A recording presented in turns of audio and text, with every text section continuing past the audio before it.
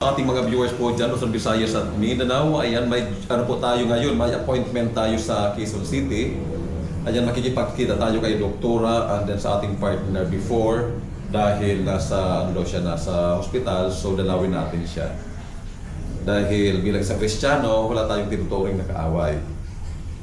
Ayan, mahalin natin ang kaaway tulad ng pagmamahal natin sa ating sarili, sa ating pamilya at sa Panginoon.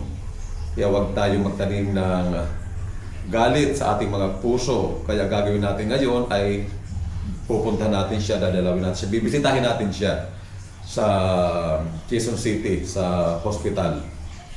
So sa mga viewers natin dyan, Luzon, Visayas at Mindanao, sa mga gustong gumanda, pumuti kumini sa kanilang kutis, mag-message lang tayo sa comment section. Ayan. And then please don't forget to like, share, and follow sa ating mga latest upload videos para ma-update namin kayo sa mga hanas ng aming mga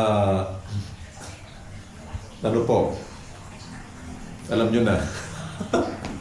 So maraming salamat po. God bless us all po. Mag-ingat po tayong lahat, lalo-lalo na po sa mga kababayan natin uuwi sa mga probinsya-probinsya nila. So mag-ingat po tayong lahat. Maraming salamat.